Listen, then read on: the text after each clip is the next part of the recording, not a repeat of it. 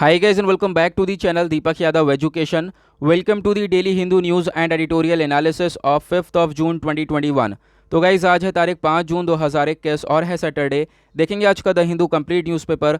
The Hindu complete newspaper को analyse करेंगे, but lecture में आगे बढ़ने से पहले अगर आप लोगों को ये कंप्लीट न्यूज़पेपर का पीडीएफ चाहिए तो क्या करना है, सबसे पहले डाउनलोड करना है टेलीग्राम और फिर जाकर सर्च बॉक्स में टाइप करना है Deepak Yadav education. As you can see guys आप लोगों को ये चैनल मिल जाएगा, इस पर क्लिक करना और जाकर इस चैनल को ज्वाइन कर लेना। देखो अगर आप लोगों को इस तरीके से ये चैनल नहीं मिलता है तो नीचे डिस्क्रिप्शन बॉक्स में आप सभी लोगों को टेलीग्राम का लिंक दिया गया है, वो लिंक इसी चैनल का है। जैसे आप उस पर क्लिक करोगे ऑटोमेटिकली ये चैनल ओपन हो जाएगा, इसको जाकर ज्वाइन कर लेना। नाउ ज्वाइन करने से फ़ायदा क्या होगा, यहाँ पर आपको डेली बेसिस पर द हिंदू न्यूज़पेपर मिल जाता है, डेली करंट अफेयर के वीडियो का पीडीएफ मिल जाता है, डेली बहुत सारे डिजिटल नोट्स मिल जाते हैं और ये सारी चीज़ें मिलती हैं बिल्कुल फ्री में, तो जाकर इसको ज़रूर ज्वाइन करना। नाउ बढ़ते हैं आगे और आगे बढ़ने से पहले हमेशा की तरह हम लोग अपने लेक्चर को एक मैप के क्वेश्चन के साथ स्टार्ट करेंगे। तो आज आप सभी लोग को मैप में जाकर देखना है मार्शल आइलैंड्स को कहाँ पर हैं ये एग्जैक्टली लोकेटेड, इंडिया के कंपैरिजन में कहाँ पर हैं अच्छे से मैप में देखना, फिर आकर नीचे कमेंट सेक्शन में टाइप करना जिससे कि आप लोग इसको लंबे समय तक याद रखने वाले हो। तो चलो शुरुआत करते हैं। देखो सबसे पहले आर्टिकल में बात करी गई है रिजर्व बैंक ऑफ इंडिया के गवर्नर आज के टाइम पर कौन है, वो है शक्तिकांता दास जी। इन्होंने फ्राइडे में काफ़ी सारी चीज़ें बोली हैं और ये बोला है आरबीआई ने जो रेपो रेट था उसको अनचेंज कर दिया है, मतलब कि उसके अंदर कोई बदलाव नहीं किया गया है। और दूसरी चीज़ ये बोली गई जो जीडीपी की फोरकास्टिंग है उसको अभी के लिए कट डाउन किया गया है, मतलब कि अभी आपको मालूम होगा साल 2020-21 का जीडीपी का डेटा आया और उसमें यह पता लगा कि जो हमारी जीडीपी है, हमारी इकॉनमी ग्रोथ है, वो -7.3% से ग्रो हुई है। अभी उस चीज़ को देखते हुए आने वाले टाइम की जो फोरकास्टिंग कर रहा था आरबीआई का कहना यह था कि आने वाले टाइम पे इंडिया की इकॉनमी डेफिनेटली ग्रो होने वाली है। तो उसी के बेसिस पे यहाँ पर ये जो फोरकास्टिंग है अभी के लिए इसको कट डाउन कर दिया गया है और बताया है 9.5% तक ये जीडीपी ग्रोथ हो सकती है अभी भी कंट्री के अंदर। सेकेंड इंपॉर्टेंट चीज़ जैसा मैंने आपको बताया, जो रेपो रेट है उसका जो आप कह सकते हो रेट है बेसिकली उसको अनचेंज रखा है। पहले भी 4% ही था रेपो रेट, अभी भी यहाँ पे 4% है। नाउ क्वेश्चन ये आता है ये रेपो रेट है क्या, जीडीपी क्या है। ये जीडीपी आपको मालूम होगा ग्रॉस डोमेस्टिक प्रोडक्ट है, काफ़ी बार मैं आपको इसके बारे में बता चुका हूँ। कंट्री के अंदर जितनी भी वैल्यू क्रिएट हो रही है उसको सबको मिलाकर हम लोग वो जीडीपी के अंदर काउंट करते हैं। नाउ क्वेश्चन ये है कि रेपो रेट क्या है, तो इकॉनमी के पर्सपेक्टिव से ये टर्म काफ़ी ज़्यादा इंपॉर्टेंट हो जाती है। तो इसकी एक छोटी सी डेफिनेशन है उसको हम लोग देख लेते हैं। तो यहाँ पे आप देख पाओगे रेपो रेट एक ऐसा रेट है, बेसिकली एक इंटरेस्ट रेट है जिस पे कमर्शियल बैंक्स बोरो करती हैं मनी, किससे, आरबीआई से। तो ध्यान रखना रिजर्व बैंक ऑफ इंडिया वो क्या है, एक सेंट्रल बैंक है। तो कमर्शियल बैंक्स जो बाकी सारी आपकी बैंक्स हो गई, एचडीएफसी, पंजाब नेशनल बैंक, बाकी सारी बैंक्स हो गई, तो ये जो कमर्शियल बैंक्स है वो पैसा लेती हैं किससे, सेंट्रल बैंक से, यानी कि रिजर्व बैंक ऑफ इंडिया से। कुछ सिक्योरिटीज़ वगैरह देके, गवर्नमेंट बॉन्ड्स देके और इनफैक्ट इंटरेस्ट देके। तो ये बेसिकली जो ये इंटरेस्ट रेट है ना जिस पर ये पैसा लिया जाता है that is called repo rate. ठीक है, इसी टाइप का एक और टर्म आता है इकोनॉमिक्स में, वो क्या है, वो होता है reverse repo rate. Reverse repo rate में क्या होता है, आरबीआई को कभी मनी की जरूरत पड़ जाती है तो आरबीआई जो है वो कभी लेता है तो वो क्या लेता है, वो भी अगेन इंटरेस्ट रेट पर ही लेगा। जब आरबीआई रिवर्स में लेगा तो फिर क्या होगा, वो रिवर्स रेपो रेट होता है। इस दूसरे कॉन्सेप्ट को भी यहाँ पे ही क्लियर कर लो। ओके, आप दोनों ही पढ़ोगे, जब आप इकॉनमी तैयार करोगे या रमेश सिंह की बुक पढ़ोगे तो आपको सारी चीज़ें वहाँ पर मिलने वाली हैं ना। उसके बाद आता है नेक्स्ट आर्टिकल। तो यहाँ पे ज़्यादा इन्फॉर्मेशन नहीं है, बस एक छोटी सी इन्फॉर्मेशन है जो कि याद रखने लायक है। वो क्या है, जो कि द हिंदू ने पहले नहीं कवर किया था, वो था आपको मालूम होगा जो वायरस का वेरिएंट है उसको बार बार इंडियन वेरिएंट बोला जा रहा था, है ना, B.1.61, B.1.617.2 करके ये जो वेरिएंट है ना इसको इंडियन वेरिएंट बोला जा रहा था बार बार। लेकिन इंडिया ने जो है इसके पे मुद्दा उठाया कि इंडियन वेरिएंट क्यों बोला जा रहा है। ठीक है, ये जो वायरस है वो कहीं पे भी ऑरिजिन हो सकता है। ठीक है, वेरिएंट किसी का भी हो सकता है, इंडिया के अंदर ऑरिजिन हुआ है तो फिर इसका नाम इंडियन वेरिएंट थोड़े रख दोगे। तो उसी के बेसिस पर नाम बदलकर इसका डेल्टा वेरिएंट कर दिया गया था, आपको ध्यान होगा। ठीक है, ये न्यूज़ काफ़ी दिनों पहले की है तो इसको ध्यान रखना बस। जो इंडियन वेरिएंट है अब उसको इंडियन वेरिएंट नहीं बोला जाएगा, वो एक डेल्टा वेरिएंट है। अब यहाँ पे न्यूज़ ये है कि जो ये डेल्टा वेरिएंट है ये काफ़ी खतरनाक हो चुका है। इनफैक्ट पोस्ट वैक्सीन यानी वैक्सीन लगने के बाद भी जो है काफ़ी सारे इन्फेक्शंस देखने को मिले हैं दिल्ली के अंदर।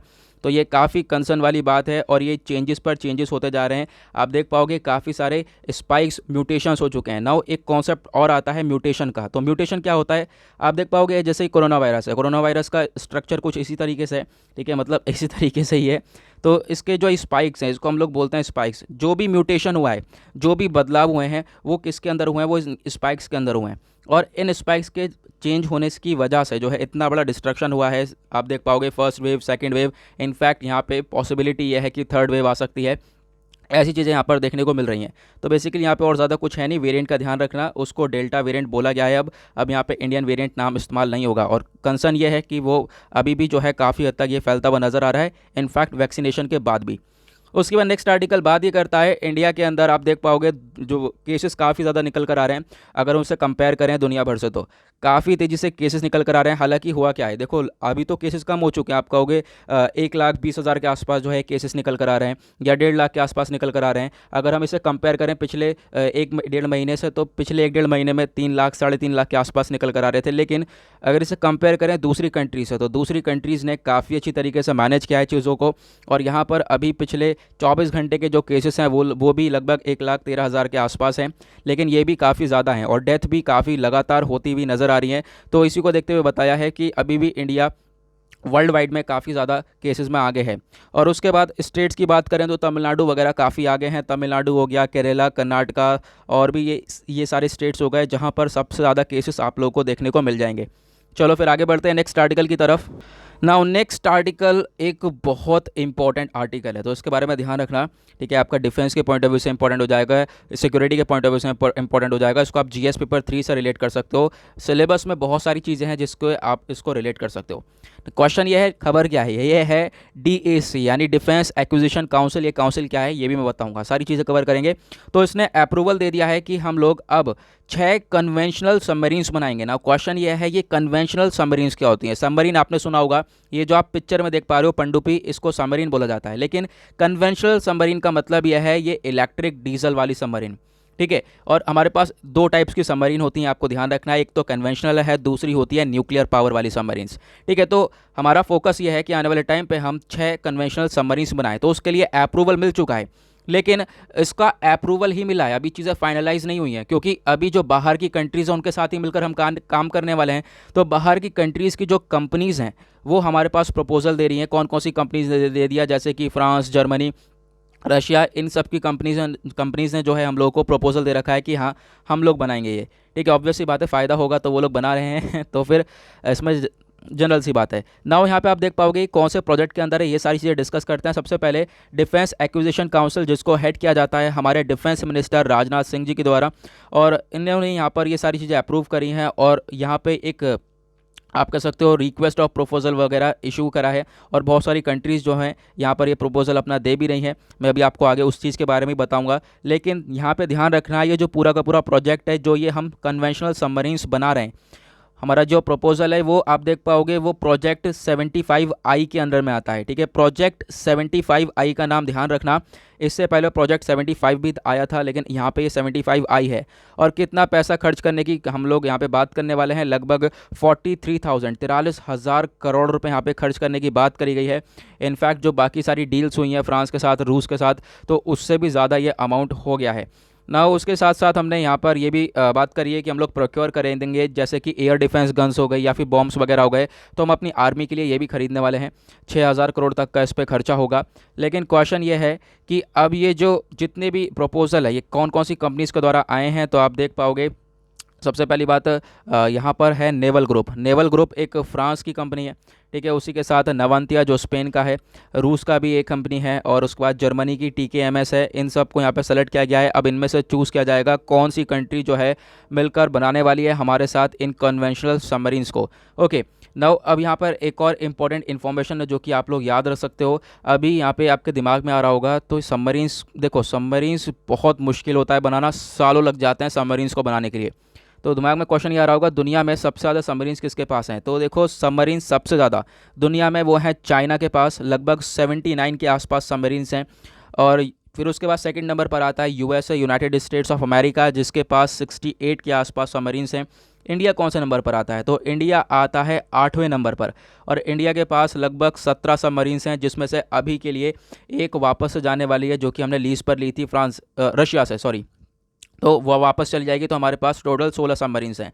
नाउ अब यहाँ पर 6 का प्रपोजल और है, तो ये 6 सबमरीन्स और बनाई जाएंगी। इंपॉर्टेंट बात यह है कि ये सबमरीन्स इंडिया में बनाई जाएंगी, तो फिर यहाँ पे हमारे पास हो जाएंगी। अब यहाँ पे 16 के अंदर आप 6 और ऐड कर दो। नाउ अब क्या है कि एक और क्वेश्चन ये आता है कि इंडियन कंपनीज कौन कौन सी हैं। देखो, इंडिया की मजगांव डॉक लिमिटेड हो गया, या लार्सन टर्बो हो गया, ठीक है, एक प्राइवेट कंपनी है। तो ये सब मिलकर जो है बनाने वाली हैं इन सबमरीन्स को। ओके, आई होप आपको ये पूरा का पूरा आर्टिकल अच्छे से क्लियर हो गया है। नाउ आते हैं नेक्स्ट आर्टिकल की तरफ। तो पेंशन नॉर्म्स के बारे में बात करी गई है। देखो, आपको पेंशन के बारे में मालूम होगा। तो बोला ये क्या है कि अगर मान लो, देखो सेंटर के द्वारा स्टेटमेंट ये दी गई है, बहुत सारे गवर्नमेंट एम्प्लॉयज़ ऐसे हैं जिनकी डेथ हो गई है कोविड-19 की वजह से। नाउ बात ये करी जा रही है कि जिनको भी डेथ हुई है, उनकी फैमिलीज़ को पेंशन के रिगार्डिंग काफ़ी सारी नॉर्म्स प्रोवाइड करवा दी जाए, उन फैमिलीज़ को जो है पेंशन प्रोवाइड करवाई जाए, ऐसा यहाँ पे केंद्र सरकार का कहना है। तो आप देख पाओगे यूनियन गवर्नमेंट ने यहाँ पर ये सारी चीज़ें और सारी मिनिस्ट्रीज़ को जो है लिखा हुआ है, और बोला गया है पेंशन के रिगार्डिंग काफ़ी सारे नॉर्म्स लाए जाएंगे, और जो अथॉरिटीज़ हैं वो क्या करेंगी, यहाँ पे जो ये पेंशन्स है वो फैमिली को प्रोवाइड करवाएंगी जिन भी गवर्नमेंट एम्प्लॉयज़ की डेथ हुई है इस कोविड की वजह से। लेकिन उसमें उनके पास यहाँ पे एक डेथ सर्टिफिकेट होना चाहिए, प्रॉपर लीगलाइज डेथ सर्टिफिकेट होना चाहिए, उसी के बेसिस पर ये चीज़ें होंगी। नाउ सबसे इंपॉर्टेंट बात यह है कि देखो, जो सोल ब्रेड विनर्स हैं सिर्फ उन्हीं के लिए यहाँ पे बात करी गई है। मान लो कि एक पर्सन है जो कि पूरा की पूरी फैमिली चला रहा था, वो मतलब सरकारी आदमी है, उसी के ऊपर जो है पूरी की पूरी फैमिली डिपेंडेंट थी, जो पूरा ब्रेड विनर है ना एक तरीके से, जो रोटी खर्चा चलाता है घर का, तो उसी के लिए यहाँ पर ये आप कह सकते हो पेंशन नॉर्म्स दिए गए हैं कि उन्हीं के फैमिलीज़ वालों को जो है ये पेंशन्स प्रोवाइड करवाई जाएंगी। तो ये काफ़ी अच्छा स्टेप है।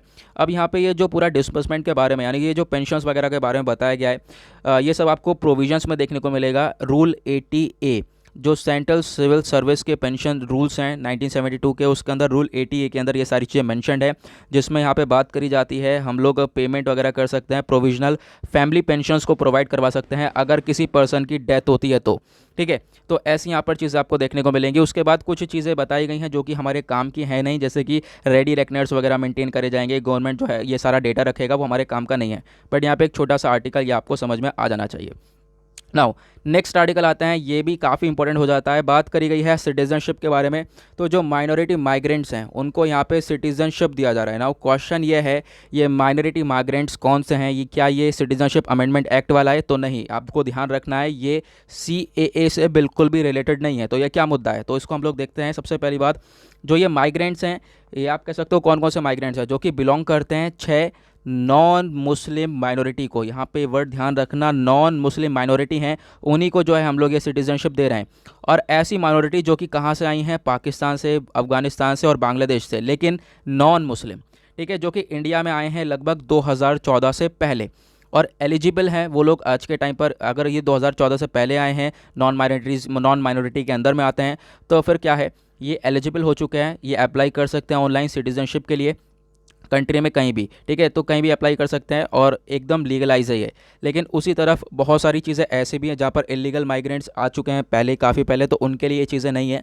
अभी मैं आपको बताऊंगा, उस पर भी आऊँगा। लेकिन यहाँ पे आप देख पाओगे और क्या क्या चीज़ें बताई गई हैं, जो हमारे मिनिस्ट्री ऑफ होम अफेयर्स हैं, इन्होंने सारे स्टेट्स को लिखा, आसाम को भी लिखा। यहाँ पर क्या है कि देखो, जो भी रिलेटेड प्रोविजंस हैं जो सिटीजनशिप एक्ट के अंदर आपको देखने को मिलेंगे, सिटीजनशिप एक्ट 1955 के अंदर जो देखने को मिलेंगे, वो हेल्प करने वाले हैं लगभग 6 कम्युनिटी की। मैंने जैसे बताया वो 6 कम्युनिटी कौन कौन सी है, Hindus, Christian, Sikh, Jains, Buddhist और पारसीज़ हैं, ये सब जो कि इंडिया में आ चुके हैं 2014 से पहले।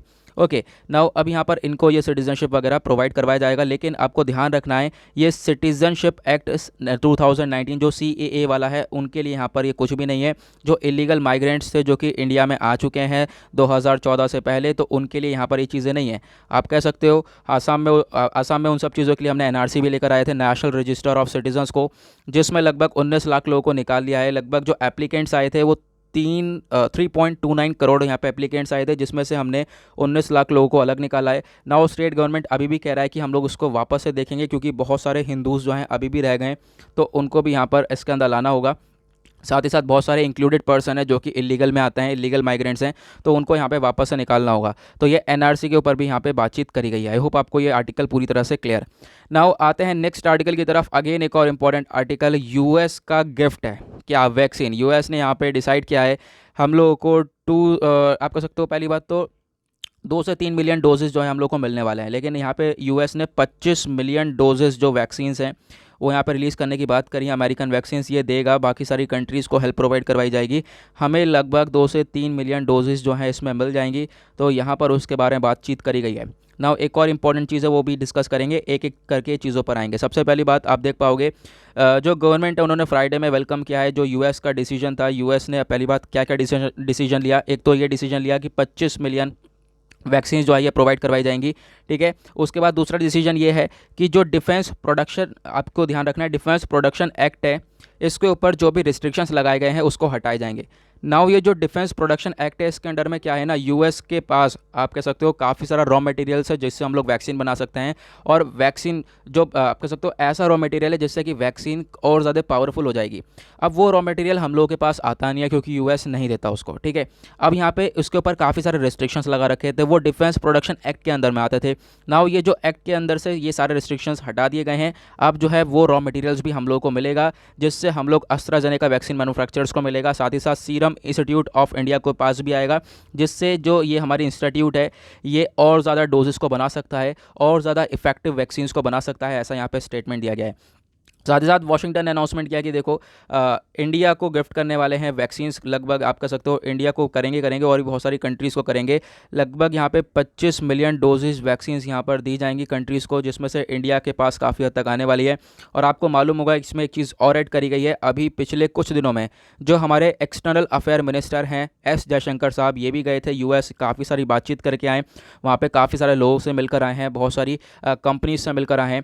साथ ही साथ इनका एक तरीके से जाना का पर्पज़ ये भी था कि हम लोग वैक्सीन्स को जो है इंडिया के अंदर ज़्यादा से ज़्यादा लेकर आ पाएँ, तो उसके बारे में ये सारी चीज़ें मेंशन करी गई हैं। आई होप आपको ये क्लियर हो गया है। नाउ यहाँ पे और क्या चीज़ें और ज़्यादा इंपॉर्टेंट यहाँ पे कुछ है नहीं, एक चीज़ यही थी जो कि डिफेंस प्रोडक्शन एक्ट था, ये काफ़ी इंपॉर्टेंट था। इसी के अकॉर्डिंग में जो है यूएस ने पहले काफ़ी सारे रिस्ट्रिक्शंस लगा रहे थे, रॉ मटेरियल्स हम लोग को देता नहीं था। नाउ अब यहाँ पर रॉ मटेरियल्स दिए जा रहे हैं, और जो ये रिस्ट्रिक्शन है ये जो बाइडन के द्वारा नहीं लगाए गए थे, ये लगाया गया था डोनाल्ड ट्रंप के द्वारा, ठीक है। ये आपको ध्यान रखना है। नाउ उसके बाद आते हैं नेक्स्ट आर्टिकल की तरफ, तो यहाँ पे आपको देखने को मिलेगा, लेकिन नेक्स्ट आर्टिकल को डिस्कस करने से पहले मुझे एक चीज़ याद आ गई। यहाँ पे हमने एक चीज़ मिस कर दी। देखो अभी हमने ये पूरा आर्टिकल कवर किया है ना, सबमरीन्स के बारे में। तो अभी यहाँ पे एक चीज़ हमने क्या मिस करी है, वो यहाँ पे मैंने बताया था आपको डिफेंस एक्विजिशन काउंसिल के बारे में पढ़ाएंगे, तो ये हमने इस चीज़ को मिस किया था, तो याद आ गया, कवर करेंगे। तो डिफेंस एक्विजिशन काउंसिल ये आपका जीएस पेपर 3 के पॉइंट ऑफ व्यू से इंपॉर्टेंट हो जाता है। जीएस पेपर 3 में आपको government policies, interventions, defence technology और ये सारी चीज़ें आपको ये टॉपिक्स देखने को मिल जाएंगे, तो आप इजीली जो है इसको रिलेट कर पाओगे। नाउ है क्या, बेसिकली ये जो काउंसिल है ये एक सबसे ऊपर वाली डिसीजन मेकिंग बॉडी है, खासकर डिफेंस मिनिस्ट्री के अंदर, ठीक है। और यहाँ पे जो नई पॉलिसीज़ होती हैं इन सब चीज़ों के ऊपर डिसीजन ये लेती है, तीनों सर्विसेज के लिए डिसीजन ये लेती है, जैसे कि आर्मी हो गया, नेवी हो गया, एयरफोर्स हो गया, सभी के लिए। उसके साथ जो ये मिनिस्ट्री ऑफ डिफेंस है, मिनिस्टर ऑफ डिफेंस है हमारे जो आज के टाइम पर राजनाथ सिंह जी हैं, तो आपको ध्यान रखना है minister of defence he chairman होता है इस पूरे काउंसिल का। और इस काउंसिल को फॉर्म किया गया था जब एक ग्रुप ऑफ मिनिस्टर ने रिकमेंडेशन दिया, ठीक है। लगभग कारगिल वॉर हुई थी 1999 में, उसके बाद जो है यहाँ पर 2001 के आसपास यहाँ हमने डिफेंस एक्विजिशन काउंसिल को बनाया था हमारे डिफेंस सिस्टम को और ज़्यादा स्ट्रॉन्ग करने के लिए, ठीक है। ये हमने चीज़ छोड़ दी थी, तो यहाँ पर आई होप हमें ये चीज़ भी क्लियर हो गई है। नाउ नेक्स्ट आर्टिकल में बात करी गई है सीरम इंस्टीट्यूट ऑफ इंडिया ने, आप कह सकते हो डीसीजीआई का अप्रूवल मिल चुका है सीरम इंस्टीट्यूट ऑफ इंडिया को कि अब जो ये एसआईआई है ये प्रोड्यूस कर सकता है स्पुतनिक 5 वैक्सीन को। आगे डिस्कस करने से पहले मैं आपको बता दूं जो ये सीरम इंस्टीट्यूट ऑफ इंडिया है ये दुनिया की एक लार्जेस्ट वैक्सीन मैन्युफैक्चरर है, सबसे ज़्यादा वैक्सीन बनाती है ये। इसके जो सीईओ हैं वो आधार पूनावाला हैं, काफ़ी ज़्यादा न्यूज़ के अंदर हैं आज के टाइम पर। और सीरम इंस्टीट्यूट ऑफ इंडिया ये कहाँ पर लोकेटेड है, आपको पुणे के अंदर देखने को मिलेगा ये इंस्टीट्यूट। ओके, नाउ आज आप देख पा रहे होंगे न्यूज़ कुछ खास नहीं है ज़्यादा, ठीक है, ज़्यादा वैक्सीनेशन से रिलेटेड है। आज सैटरडे भी है तो आज ज़्यादा खास न्यूज़ निकल कर आई नहीं है ना। यहाँ पे आप देख पाओगे क्या बात करी गई है कि इनको अप्रूवल मिल गया है। अब ये जो स्पुतनिक 5 वैक्सीन है ना, ये रशियन वैक्सीन है। अब रशियन वैक्सीन को हम लोग इंडिया के अंदर मैन्युफैक्चर कर रहे हैं, उसी के लिए ये अप्रूवल दिया गया है। तो डीसीजीआई ने ये सारी चीज़ें दी हैं। नाउ यहाँ पे और क्या बोला गया, इंडिया जो है यहाँ पर पूरी तरह से एग्जामिन करेगा और इसकी मैन्युफैक्चरिंग करेगा। लेकिन क्वेश्चन ये है, क्या कोलैबोरेशन होगा रशिया के साथ? तो डेफिनेटली बिना कोलैबोरेशन के कोई काम नहीं हो सकता। पुणे बेस्ड जो फर्म है सीरम इंस्टीट्यूट ऑफ इंडिया, इसने कोलैबोरेट किया है किससे? गमालिया रिसर्च इंस्टीट्यूट ऑफ एपिडेमोलॉजी, जो कि रशिया की है। तो इसके थ्रू यहाँ पे कोलैबोरेशन करने के बाद ही हम लोग इस स्पुतनिक 5 वैक्सीन को डेवलप कर रहे हैं। और साथ ही साथ यहाँ पे अब क्या है, DCGI ने परमिशन दी है इस चीज़ को कि आप मैन्युफैक्चर कर सकते हो स्पुतनिक 5 कोविड-19 वैक्सीन को, बट जो है एक लाइसेंस के बेस्ड पर। साथ ही साथ जो है आप कह सकते हो रशिया के जो भी कंपनीज़ हैं यहाँ पर साथ दे रही है, उनके साथ कोलैबोरेशन होना चाहिए। और जो भी एग्रीमेंट्स हैं वो सारे एग्रीमेंट्स प्रॉपरली सबमिट करने हैं आपको, सारी कॉपीज़ जो हैं उन एग्रीमेंट्स के सबमिट करने हैं किसको? DCGI को। ऐसा यहाँ पे DCGI ने स्टेटमेंट दिया है। नाउ ये DCGI हम कर तो रहे हैं, ये है क्या? तो इसके बारे में पढ़ लेते हैं। अगेन एक इंपॉर्टेंट टॉपिक हो जाता है drugs controller general of India, ठीक है। जैसे कि मैंने बताया इंपॉर्टेंट जितने भी इंस्टीट्यूशंस हैं वो UPSC के सिलेबस में काउंट होते हैं। नाउ ये जो DCGI है ये क्या है? एक डिपार्टमेंट है बेसिकली जो कि आता है CDSO के अंदर। अब CDSO क्या है? ये है central drug standard control organization. Now अब आपको ध्यान देना है कि ये जो बॉडी है DCGI, इसका काम ये है कि आज के टाइम पर ये अप्रूवल देती है लाइसेंस वगैरह को। जैसे यहाँ पर अभी अप्रूवल दिया है इसको सीरम इंस्टीट्यूट ऑफ इंडिया को कि आप वैक्सीन बना सकते हो। तो इसका मेन काम यही है कि अप्रूवल देना कि कौन सी वैक्सीन को यहाँ पे मैन्युफैक्चरिंग करनी है। साथ ही साथ अप्रूवल देना काफ़ी सारी कैटेगरीज़ के अंदर, जैसे कि वैक्सीन्स, सीरा, ये जो भी चीज़ें हैं उनके रिगार्डिंग अप्रूवल ये देती है। ना क्वेश्चन ये है कि कौन सी मिनिस्ट्री के अंडर में आती है? तो आपको ध्यान देना है DCGI आती है ministry of health and family welfare के अंडर में। फंक्शन क्या है इसका? तो DCGI का मेन काम यही है कि मैन्युफैक्चरिंग करवाना, उसके बाद उसको बेचना, इंपोर्ट करना, ठीक है। जो भी ड्रग्स है उसको दुनिया भर में डिस्ट्रीब्यूट करना, इंडिया भर में डिस्ट्रीब्यूट करना, जो भी मेडिसिन है, तो उसी के बेसिस पर यहाँ पे DCGI काम करता है। आई होप आपको ये समझ आ गया। नाउ नेक्स्ट आर्टिकल में बात करी गई है CBSE को लेकर। आपको मालूम होगा क्लास 12 के जो रिजल्ट्स हैं, रिजल्ट्स तो आएंगे ही, लेकिन बिना बिना पेपर के। तो जो क्लास 12 के एग्ज़ाम है उनको भी कैंसिल कर दिया गया है। नाउ अब CBSE का जो पैनल है वो आपको आप कह सकते हो 10 दिन के अंदर रिपोर्ट देगा कि किस तरीके से मार्क्स इवैल्यूएशन मेथड लगाया जाएगा, किस तरीके से बताया जाएगा, किस तरीके से मार्क्स वगैरह दिए जाएंगे, तो आगे आने वाले टाइम पे बताया जाएगा। ओके, नाउ आते हैं नेक्स्ट आर्टिकल की तरफ। तो यहाँ पर बात करी गई है, देखो आज के टाइम पर जो जुडिशियल वैकेंसीज़ हैं वो काफ़ी ज़्यादा खाली हैं। तो उसी के बेसिस पर जो हमारे चीफ जस्टिस ऑफ इंडिया हैं NV रमन्ना, यहाँ पे आप उनका इमेज देख रहे होंगे, यही हैं जो कि अभी हाल ही में चूज़ होकर आए हैं। तो इन्होंने हाई कोर्ट के सारे चीफ जस्टिसों से बोला है कि आप लोगों को जल्द से जल्द जो जुडिशियल वैक्सीन याद आ रही, जो जुडिशियल वैकेंसीज़ हैं उसको आपको फिलअप करना पड़ेगा जल्द से जल्द। ओके, तो यहाँ पर स्टेटमेंट दिया गया है जो हमारे chief justice of India NV Ramana के द्वारा, ठीक है। उसमें आप देख पाओगे और कुछ भी नहीं है, सारे हाई कोर्ट्स के बारे में बात करेगी कि ये, क्योंकि यहाँ पे हो क्या रहा है आज के टाइम पर बहुत सारी वैकेंसीज़ खाली रह जाती हैं और इसकी वजह से क्या होता है, हमारे पास केसेस भी बहुत सारे पेंडिंग पड़े हैं, ठीक है। तो होगा क्या, जितने जजेस होंगे जल्दी जल्दी केस निपटेंगे। तो यहाँ पर सबसे बड़ी प्रॉब्लम यही है कि वैकेंसीज़ फुलफिल नहीं हो पाती हैं। नाउ बहुत सारे हाई कोर्ट्स जहाँ पर अभी वैकेंसीज़ खाली हैं, तो उसके बेसिस पर यहाँ पर हमारे चीफ जस्टिस ऑफ इंडिया ने ये स्टेटमेंट दिया है और ये बातचीत कर रहे हैं हाई कोर्ट के जजेस से। ओके, आगे बढ़ते हैं नेक्स्ट आर्टिकल की तरफ। देखो यहाँ पे कुछ पढ़ने लायक नहीं था, छोटी सी इन्फॉर्मेशन थी। अब क्या होगा, यही आर्टिकल हो सकता है एडिटोरियल सेक्शन पर आ जाए, ठीक है। जैसे मैं बता रहा हूँ पिछले कुछ टाइम से ऐसा होता हुआ आ रहा है रेगुलरली, आई होप ऐसा होता रहे। नाउ आते हैं सबसे इम्पोर्टेंट आर्टिकल की तरफ। देखोगे आज का थंबनेल वापस से जो हमने 1 जून को थंबनेल लगाया था वही वापस से लगा दिया है, लेकिन थोड़ा बहुत चेंज करके भाई, तारीख बदली है और एक स्टेटमेंट जो था हाई कोर्ट पहुँच गई करके था वो अब यहाँ पर चेंज कर दिया है ना। क्योंकि हुआ क्या है, देखो ये हाईकोर्ट पहुंच गई थी, किस चीज़ को लेकर क्या मुद्दा उठाया था कि 5G टेक्नोलॉजी के अगेंस्ट ही हाईकोर्ट पहुंच गई थी। कौन है? जूही चावला, बॉलीवुड एक्टर है। इन्होंने हाईकोर्ट गई, दिल्ली हाईकोर्ट, इन्होंने बोला कि देखो ये जो 5G टेक्नोलॉजी के ऊपर अभी ट्रायल्स चलाए जा रहे हैं, जिससे कि अभी आज के टाइम पर हम लोग क्या करेंगे, जल्द से जल्द 5G टेक्नोलॉजी की तरफ बढ़ेंगे। तो इससे क्या होगा, इससे होगा ये रेडिएशंस निकलेंगी, और जो रेडिएशंस होती हैं मैंने आपको उस दिन बताया था, ionizing radiations, non ionizing radiations होती हैं, और वो रेडिएशन दुनिया भर के लिए खतरनाक होंगी, इकोसिस्टम एनवायरनमेंट के लिए काफ़ी खतरनाक होंगी। तो ये कहीं से स्टडी करके चली गई थी कोर्ट में। हालांकि बहुत सारी रिपोर्ट्स ये बताती हैं कि जो ये 5G टेक्नोलॉजी है वो बिल्कुल सेफ़ है, इससे कोई दिक्कत नहीं है। आगे हम लोग ग्रो कर रहे हैं, वो ज़्यादा अच्छा है, डेवलपमेंट कर रहे हैं, वो ज़्यादा अच्छा है। तो इनके द्वारा स्टेटमेंट अब यहाँ पर आप कह सकते हो हाई कोर्ट ने बोला कि हमारा टाइम बर्बाद कर दिया।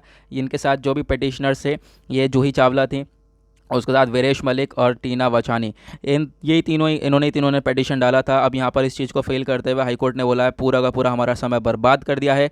अब यहाँ पे 20 लाख रुपए का फाइन लगा दिया है। आप देख पाओगे जस्टिस JR मिधा ने इम्पोज कर दिया लगभग 20 लाख रुपए का फाइन इन पिटिशनर्स के ऊपर कि भाई गलत इन्फॉर्मेशन और साथ ही साथ थोड़ी बहुत नॉलेज पढ़ के, थोड़े बहुत कहीं से पढ़कर आ गए और उसके लिए यहाँ पर उन्हें ये चीज़ आप कह सकते हो पिटीशन डाल दिया। और सबसे इंपॉर्टेंट चीज़ कोर्ट ने क्या बोली, यहाँ पे आप देख पाओगे कोर्ट ने बोला है जो ये प्ली डाला गया था ये एक पब्लिसिटी स्टंट था, ताकि एक पब्लिसिटी मिल जाए, ये बस और कुछ नहीं। तो इसी की वजह से यहाँ पर इनको पूरी तरह से जो भी पिटीशन था रद्द कर दिया गया है। नाउ आगे बढ़ते हैं नेक्स्ट आर्टिकल की तरफ। तो इंडियन नेवल शिप संधायक, अब ये जो शिप है इसको भी डिकमीशन कर दिया गया एक तरीके से, अपनी सर्विस से अलविदा यहाँ पे ये शिप बोल चुका है। और ये जो शिप है ये एक हाइड्रोग्राफिक सर्वे शिप है, मतलब जो समुद्र है उसके अंदर सर्वे वगैरह करने के लिए काफ़ी ज़्यादा काम आता है। और इसको आप कह सकते हो बनाया गया था हमारी कंट्री के खुद के द्वारा। तो आपको ध्यान रखना है ये INS संधायक शिप कौन सा है, आपको पूछा जा सकता है। वो है एक हाइड्रोग्राफिक सर्वे शिप, और ये एक तरीके से इंडिया के द्वारा खुद बनाया गया था। 40 साल तक ये सर्विस दे चुका है। नाउ 40 साल के बाद जो है इसको डिकमीशन कर दिया गया है, अब ये सर्विस से निकल चुका है। ठीक है, अब आप कहोगे इसमें और क्या चीज़ इंपॉर्टेंट हो सकती है, तो यहाँ पर ये सारी चीज़ें कुछ भी इंपॉर्टेंट नहीं होगी। यहाँ पे आप इसका नाम ध्यान रख सकते हो, बस एक नाम पूछा जा सकता है जो कि वनडे एग्जाम के पॉइंट ऑफ व्यू से काफ़ी इंपॉर्टेंट है। दूसरी चीज़ यहाँ पर ये याद रख सकते हो कौन कौन से ऑपरेशन में ये शिप ने वर्क किया है। सबसे पहले आप देख पाओगे ये जो शिप है ये काफ़ी ज़्यादा एक्टिव रहा है। उसके बाद ऑपरेशन पवन, उसके बाद ऑपरेशन सारोंग, ऑपरेशन रेनबो, ठीक है, ये सारे ऑपरेशन में काफ़ी हद तक वर्क कर चुका है। साथ ही साथ इंडिया US के साथ जो HADR एक्सरसाइज हुई थी टाइगर ट्रम्प करके, उसमें भी इस शिप ने पार्टिसिपेट किया था। नाउ अब यहाँ पर ये अलविदा बोल रहा है। आगे बढ़ते हैं नेक्स्ट आर्टिकल की तरफ, देखें और क्या है हमारे लिए इंपॉर्टेंट। तो पेज नंबर 11 पूरा यहाँ पे एडवर्टीजमेंट है, पेज नंबर 12 पूरा एडवर्टीजमेंट है, किसी काम का नहीं है। पेज नंबर 13 पर आएंगे, दैट इज़ वर्ल्ड सेक्शन। तो दुनियादारी में क्या चल रहा है सबसे पहले देखेंगे। ये आर्टिकल श्रीलंका में आप देख पाओगे श्रीलंका काफ़ी टाइम से न्यूज़ के अंदर है। हुआ क्या है, श्रीलंका का जो कोलंबो पोर्ट है वहाँ से थोड़ी सी दूर, लगभग 9.5 नॉटिकल्स माइल दूर पर, मतलब कि लगभग 17 से 18 किलोमीटर दूरी पर एक जहाज़ के अंदर काफ़ी तगड़ी आग लगी। और उस जहाज़ का क्या नाम है, उसका नाम है MV एक्सप्रेस पर्ल। अब सिंगापुर के अंदर ये रजिस्टर, एक तरीके से जो जहाज़ है सिंगापुर का ही था, बिल्कुल न्यू यहाँ पे ये पूरा का पूरा जहाज़ था। अब ये काफ़ी सारा सामान लेकर जा रहा था, इसके अंदर आग लगी है और आग लगने के बाद ये शिप वहीं पर डूब चुका है। और इस शिप की वजह से एनवायरनमेंट को काफ़ी ज़्यादा नुकसान हुआ है। बहुत सारा मलबा वहाँ पे समुद्र के अंदर देखने को मिला है, बहुत सारा मलबा फैलकर कोस्ट लाइन पर आ चुका है। तो यहाँ पर श्रीलंका के द्वारा स्टेटमेंट यहाँ पर यह है, श्रीलंका ने यहाँ पर कोर्ट के अंदर भी ये चीज़ें आप कह सकते हो बोलिए कि इन्वेस्टिगेशन करी जाए किस तरीके से यहाँ पे कंटेनर के अंदर आग वगैरह पकड़ी है। उसके बाद यहाँ पे और क्या बोला गया है कि देखो ये जो फायर है इसके अंदर लगी है, इसकी वजह से एनवायरनमेंट को आज के टाइम पर काफ़ी नुकसान हुआ है। और अभी यहाँ पे स्टडीज़ करी जाएंगी आने वाले टाइम पे कि जो है कितना ज़्यादा बुरा प्रभाव पड़ने वाला है इन सारी चीज़ों का। उसके बाद यहाँ पे कंटेनर के बारे में बातचीत करी गई है। उस शिप के अंदर लगभग 1500 के आसपास कंटेनर्स थे और 25 टन हज़ारडस नाइट्रिक एसिड था, और साथ ही साथ sodium methylate, yellow sulphur, urea, cosmetics का सामान। तो ये सारी चीज़ें थीं और इन सभी चीज़ के अंदर आग लगी है। तो आप समझ सकते हो काफ़ी सारा एसिड, साथ ही साथ जो शिप का टैंकर था वो भी काफ़ी हद तक फुल था, तो उसमें भी काफ़ी हद तक ये चीज़ें देखने को मिली हैं। और जो है समुद्र के अंदर ऑयल स्पिल के चांसेस काफ़ी ज़्यादा बढ़ चुके हैं। और ऑयल स्पिल से क्या होता है, यानी तेल अगर फैल जाता है तो उससे क्या प्रॉब्लम्स क्रिएट होती हैं, ये मैंने कल के न्यूज़पेपर एनालिसिस में डिस्कस किया था। आई होप आपको मालूम होगा। ज़रा नीचे कमेंट सेक्शन में बताओ ऑयल स्पिल से क्या प्रॉब्लम्स होती हैं। 2 प्रॉब्लम्स बता दो, 2 सॉल्यूशन बता दो। कल मैंने आपको प्रॉब्लम्स भी काफ़ी सारी बताई थी, सॉल्यूशंस भी काफ़ी सारे बताए थे ना। उसके बाद बात करते हैं एसिड लीक के बारे में। तो जैसा कि हमने देखा ये आग लगी और बाकी सारे काफ़ी सारे एसिड वगैरह इसके अंदर देखने को मिले थे, उसी की वजह से आप कह सकते हो कि वहाँ पर एसिड रेन भी हुई है, ऐसा भी काफ़ी सारा स्टेटमेंट दिया गया। और जो ये शिप है ये गुजरात के हज़ीरा पोर्ट से जा रहा था श्रीलंका ये सारा सामान पहुँचाने, लेकिन बीच में ख़त्म हो गया। नाउ अब यहाँ पे जो सिंगापुर है, सिंगापुर ने माफ़ी भी मांगी है श्रीलंका से कि यहाँ पर आप कह सकते हो कि रिग्रेट किया है इस चीज़ का। और एक चीज़ से यहाँ पे सिंगापुर का भी नुकसान हो गया, क्योंकि ये जो शिप है बिल्कुल ब्रांड न्यू शिप था। ये अभी मेरे ख्याल से फरवरी या मार्च में जो है चालू हुआ था और अब यहाँ पे ख़त्म हो गया। नाउ नेक्स्ट आर्टिकल में बात ये करी गई है कि अभी आपको मालूम होगा अफ़गानिस्तान के अंदर क्या सिचुएशन चल रही है। तो जिस तरीके से अभी US के जो आर्मी है, US के ट्रूप्स हैं वो विड्रॉ कर रहे हैं अफ़गानिस्तान से, और उस जैसे जैसे विड्रॉ कर रहे हैं उसके बाद जो बीजिंग यानी कि चाइना है अपने रिलेशंस अफ़गानिस्तान के साथ काफ़ी ज़्यादा बढ़ा रहा है। और वांगी ने इनफैक्ट ये बोला है कि चाइना, अफ़गानिस्तान और पाकिस्तान इन तीनों को ज़रूरत है, ये अपने कॉपरेशन को और ज़्यादा मजबूत कर सकते हैं और ज़्यादा मिलकर काम कर सकते हैं ये तीनों ही कंट्रीज़। ओके, ऐसे यहाँ पे स्टेटमेंट दिया गया है चाइना के द्वारा, और आपस में मीटिंग भी होने वाली है क्योंकि अब यहाँ से यूएस हट रहा है, तो ऑब्वियस ही बात है ये तीनों ही मिलकर काम करने वाले हैं, तो कहीं ना कहीं ये प्रॉब्लम्स हो सकती हैं इंडिया के लिए। क्या आप इमेजिन कर सकते हो कि ये इंडिया के लिए कैसे प्रॉब्लम्स हो सकती है? कोशिश करना नीचे कमेंट सेक्शन में बताने की, वरना मैं ज़रूर बताऊंगा। कोशिश ज़रूर करना कि यहाँ पे इंडिया के लिए कैसे प्रॉब्लम हो सकती है, क्योंकि अब यहाँ पे अफगानिस्तान भी इनके साथ मिल जाएगा। तो ओके, नाउ आते हैं नेक्स्ट आर्टिकल की तरफ। तो बाइडन ने एक्सपेंड करती है लिस्ट ऑफ ब्लैक लिस्ट, एक तरीके से जो चाइनीज़ फर्म्स की ब्लैक लिस्ट थी जो कि डोनाल्ड ट्रंप लेकर आए थे, कंपनीज़ को बैन कर दिया था 59 कंपनीज़ को, तो बाइडन ने उसको एक्सपेंड कर दिया है उस लिस्ट को। उसके बारे में यहाँ पे डिस्कशन किया गया, ये हमारे काम का नहीं है, ठीक है, मैंने यार क्यों हाईलाइट कर दिया, छोड़ दो छोड़ दो। उसके बाद आते हैं, हाँ ये काम का हो सकता है। यहाँ पे बात करी गई है जो एंथनी फॉची हैं, आपको मालूम होगा एंथनी फॉची कौन है, वो आज के टाइम पर सबसे ज़्यादा न्यूज़ कवरेज के अंदर हैं। ये एक अमेरिकन फिजिशियन है और एक तरीके से वायरोलॉजिस्ट हैं, और खासकर यहाँ पे बात ये करी गई है कि एंथनी फॉची ने चाइना से बोला है कि आप लोग हमें मेडिकल रिकॉर्ड्स दो। किसके मेडिकल रिकॉर्ड? जो वुहान लैब के अंदर स्टाफ मेंबर्स थे उनके मेडिकल रिकॉर्ड्स चाहिए। क्यों? क्योंकि आपको मालूम होगा अभी पिछले महीने एक रिपोर्ट आई थी जिसमें यह बताया गया कि जो वुहान की लैब थी वहाँ पर काफ़ी सारे मेंबर्स थे, वहाँ के स्टाफ मेंबर्स थे जो कि बीमार पड़े थे लगभग दिसंबर 2019 में, नवंबर 2019 में, कोरोना के आने से पहले। और वो जो बीमारी थी वो वहाँ पर उनके अंदर कोविड लाइक सिचुएशन थी, कोविड लाइक सिम्टम्स थे। ओके ना, उसी के बेसिस पर डॉक्टर फॉची ने यहाँ पर बोला ये है कि आप लोगों को रिपोर्ट्स देनी है, आप लोगों को एक तरीके से जो मेडिकल रिकॉर्ड्स है उन स्टाफ मेंबर्स का वो हम लोगों को देना है, जिससे हम लोग काफ़ी हद तक रिसर्च कर सकें और बता सकें कि ये वायरस है कहाँ से ऑरिजिन हुआ है। उसके बाद और कौन सा आर्टिकल है इंपॉर्टेंट यहाँ पर, और कुछ नज़र नहीं आ रहा है। एक छोटा सा आर्टिकल यहाँ पर आप देख पाओगे, बोला गया है 17 केसेस ऐसे देखने को मिले हैं जहाँ पर सीरिया ने केमिकल वेपन्स का इस्तेमाल किया गया है, ठीक है, केमिकल वेपन्स का इस्तेमाल किया है। छोड़ दो, यहाँ पे आप देख पाओगे हांगकांग के अंदर काफ़ी प्रोटेस्ट चल रहा है क्योंकि चाइना ने, आप कह सकते हो चाइना का एक आप कह सकते हो कि 1989 में काफ़ी वॉयलेंस क्रिएट हुआ था, ठीक है, तो उसी की वजह से सपोर्ट कर रहे हैं हांगकांग के लोग, तो उसी की यहाँ पर बेसिस पर वहाँ पे प्रोटेस्ट देखने को मिल रहा है।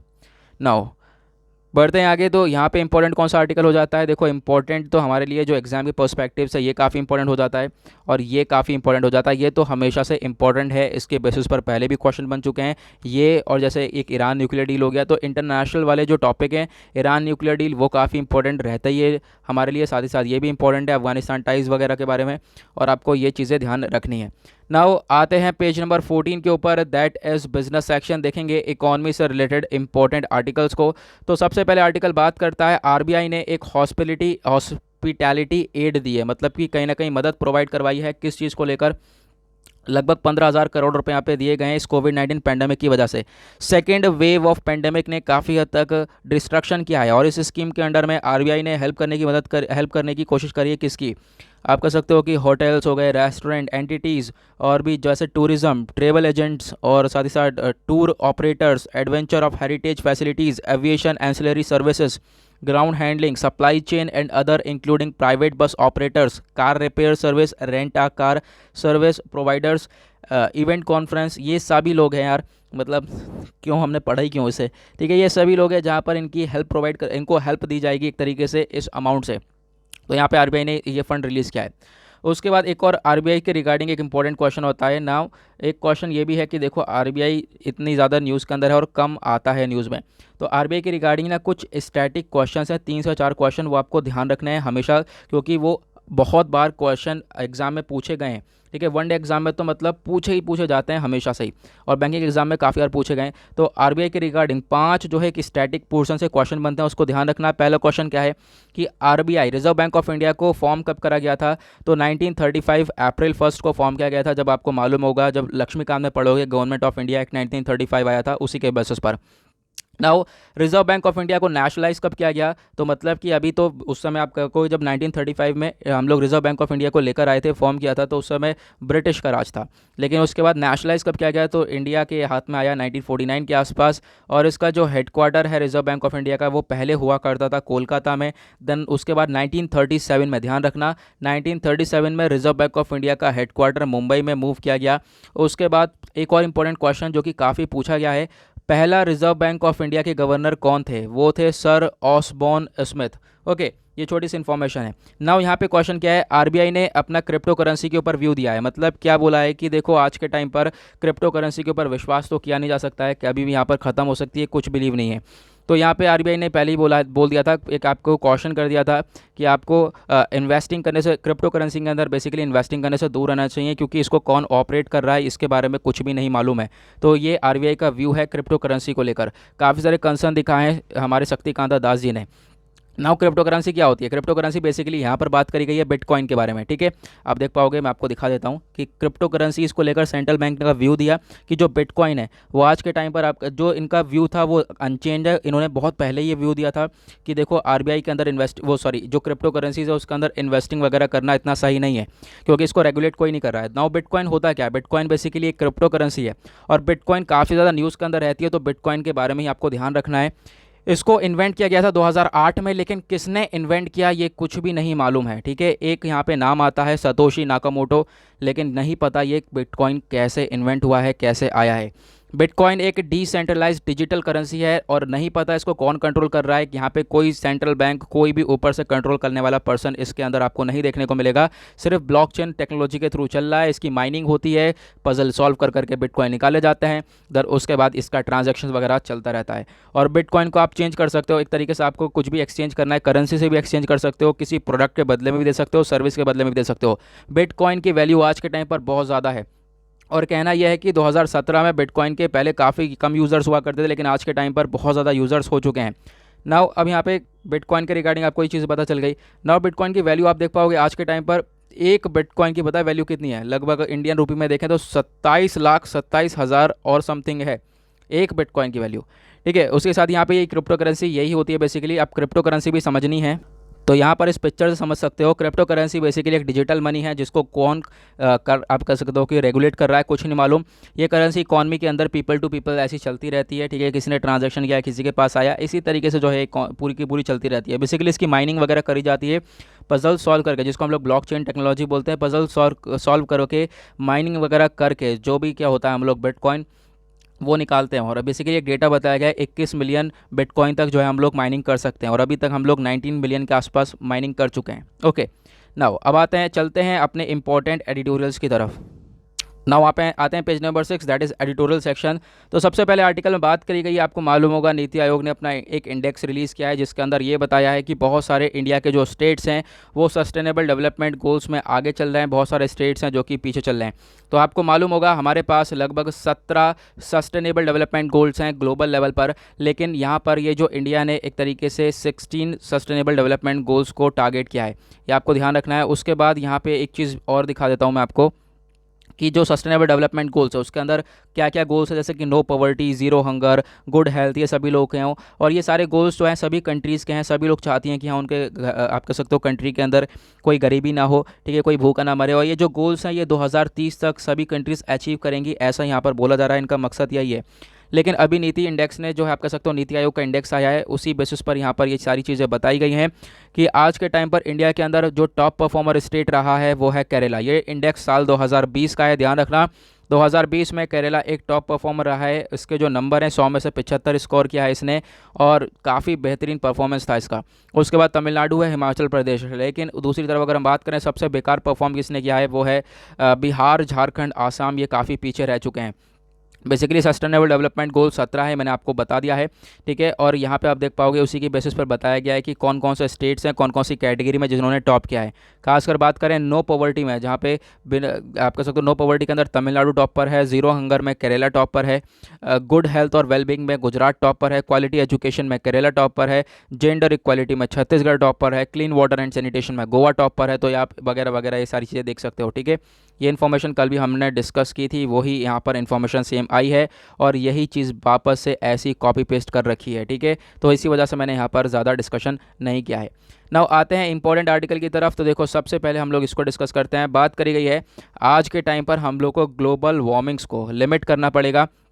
क्योंकि ग्लोबल वार्मिंग की वजह से, ग्लोबल वार्मिंग को लिमिट करने के लिए सबसे पहले हमें क्या करना पड़ेगा, जो कार्बन है, आज के टाइम पर हम लोग आप देख पाओगे बहुत सारी कंट्रीज़ है जो कि कार्बन एमिट करती हैं, कार्बन की वजह से ग्लोबल वार्मिंग हो रही है, क्लाइमेट चेंज हो रहा है। आप खुद कह सकते हो कि जो एनवायरमेंट है, पृथ्वी, वो गर्म होती जा रही है, टेम्परेचर बढ़ता जा रहा है।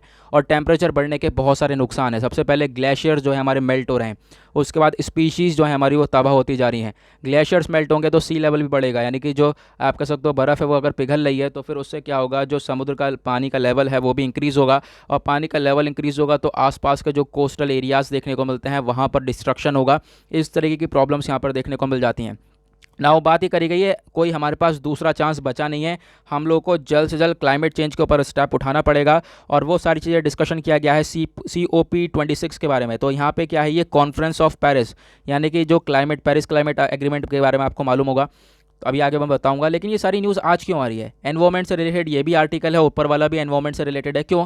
क्योंकि आज है 5 जून और 5 जून को होता है वर्ल्ड एनवायरमेंट डे। उसी के बेसिस पर ये आर्टिकल दिया गया है।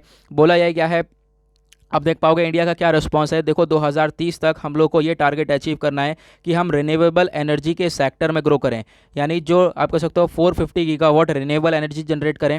ठीक है, जो ग्लोबल वार्मिंग वगैरह है वो ना हो, एक तरीके से जो कार्बन एमिशन हो रहा है वो ना हो, क्योंकि कार्बन एमिट में USA, चाइना, इंडिया, ये तीनों कंट्री टॉप पर आती हैं। यहीं पर से सबसे ज़्यादा पॉल्यूशन होता है, जिसकी वजह से ग्लोबल वार्मिंग आज के टाइम पर देखने को मिल रही है ना। अब क्या होने वाला है, आप देख पाओगे COP26 के बारे में बात करी गई है, मतलब कॉन्फ्रेंस ऑफ पेरिस। ये 26 होगा नवंबर में, आपको ये सारी चीज़ें देखने को मिलेंगी। नवंबर 1 से 12 के बीच में ये पूरी मीटिंग होने वाली है ग्लासगो के अंदर। और भी बहुत सारा डिस्कशन किया जाएगा, जिसमें यहाँ पे बात ये करने वाले हैं कि किस तरीके से हम लोग सब मिलकर जो है ग्लोबल वार्मिंग को रोक सकेंगे, और इंडिया और बाकी सारी कंट्रीज़ जो है आने वाले टाइम पर जो है कार्बन को एमिट करना कम करेंगे। तो यूके के प्राइम मिनिस्टर, क्योंकि ऑब्वियस ही बात है ग्लासगो यूके के अंदर है, तो यूके के अंदर ये मीटिंग होने वाली है नवंबर में, इस पूरे के पूरे आप कह सकते हो पेरिस एग्रीमेंट के ऊपर, क्लाइमेट चेंज के ऊपर। तो यूके के प्राइम मिनिस्टर बोरिस जॉनसन ने, और अभी हाल ही में आपको मालूम होगा 2030 तक का यूके और इंडिया ने रोड मैप तैयार करा है कि इंडिया और यूके मिलकर ग्रीन ग्रोथ के ऊपर काम करेंगे। आपस में मिलकर काम ऐसा रहने वाला है कि हम लोग ग्रीनरी के ऊपर ज़्यादा फोकस करने वाले हैं। उसके बाद यूके ने वेलकम किया कंट्रीज़ को लेकर कि यहाँ पर ग्लासगो के अंदर अभी यहाँ पे मीटिंग होने वाली है, और उसके बाद जो है आगे जो है डिस्कशन होगा कि किस तरीके से हम लोग अपने फ्यूचर को और ज़्यादा ब्राइटर बना सकते हैं। और ये जो मीटिंग है वो 2015 के बेसिस पर, आपको मालूम होगा 2015 में एक पेरिस एग्रीमेंट साइन किया गया था। और ये जो साइन है ये आप कह सकते हो दुनिया भर ने कंट्रीज़ ने किया था। और कहना यह था कि जो टेम्परेचर है वो आज के टाइम पर बढ़ रहा है, तो टेम्परेचर को हमें कम करना है। कैसे कम कर सकते हैं, पॉल्यूशन को कम करेंगे तो ऑब्वियस सी बात है टेम्परेचर भी कम हो जाएगा। तो यहाँ पर ये एक स्टेटमेंट है, और ये सब मीटिंग के अंदर डिस्कशन किया गया था। और वही डिस्कशन हम लोग नवंबर में भी करने वाले हैं। क्लाइमेट को ट्रैक करेंगे और जो है हम अपना टेम्परेचर को नीचे लाने की कोशिश करेंगे। 2030 तक हमारा गोल है कि हम लोग 1 डिग्री सेल्सियस लेकर आ जाएं और ग्लोबल वार्मिंग को काफ़ी हद तक कम कर दें।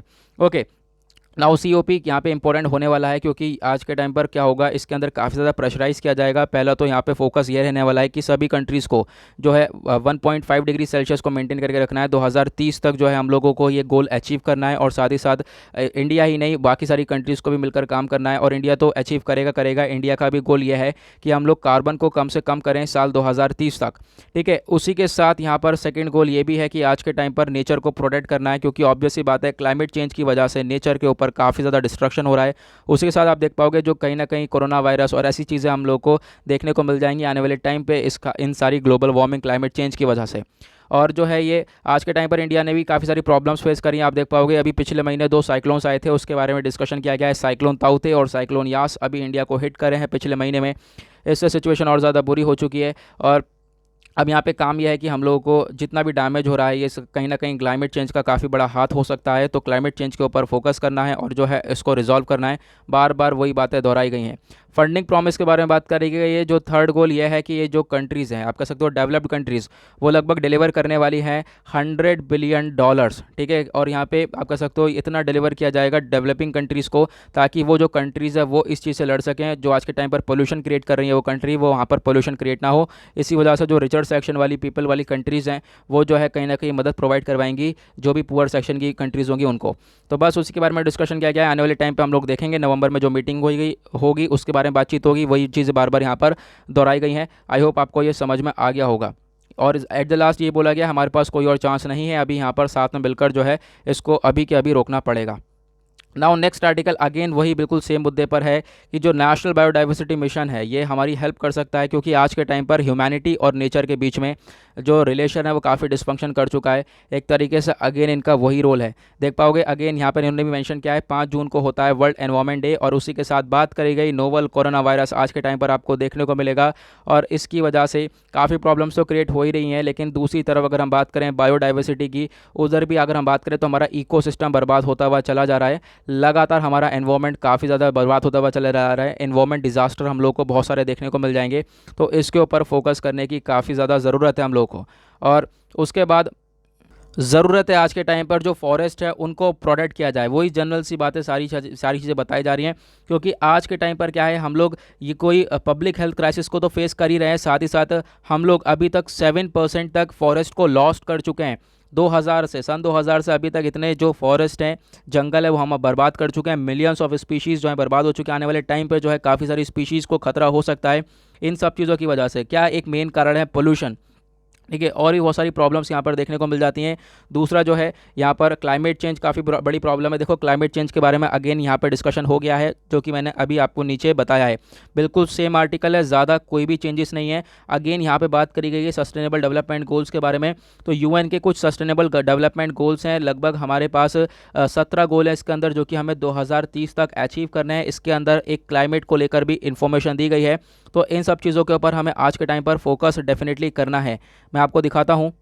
नाउ ये आप देख पाओगे, ये हैं हमारे सारे सस्टेनेबल डेवलपमेंट गोल्स, जिसके अंदर ये 17 गोल्स हैं। इसके अंदर यहाँ पर आप देख पाओगे जैसे नो पॉवर्टी और zero hunger, good health, quality education, gender equality, इन सब चीज़ों के बारे में बातचीत करी गई है। और भी जैसे क्लाइमेट एक्शन यहाँ पे आप देख पाओगे 13 नंबर पर है, जहाँ पर बातचीत करी गई है कि हम लोगों को क्लाइमेट को लेकर भी एक्शन लेना पड़ेगा। खासकर जो ये ग्लोबल वार्मिंग है, क्लाइमेट चेंज है, इसको हमें रोकना पड़ेगा, और उसके लिए हम लोग बायोडाइवर्सिटी मिशन को चला सकते हैं। और भी बहुत सारी चीज़ों की हमारे पास हमें ज़रूरत है, बहुत सारे प्लान्ड मिशंस की ज़रूरत है, जिससे हम लोग इन चीज़ों को टैकल कर पाएंगे, ठीक है। और जो है बहुत सारे आप कह सकते हो वही बार बार चीज़ें यार, मिशन की ज़रूरत है। और ये भी नहीं मतलब मतलब पूरा प्रॉपरली एक्सप्लेन नहीं है कि हम लोग एग्जैक्टली क्या कर सकते हैं।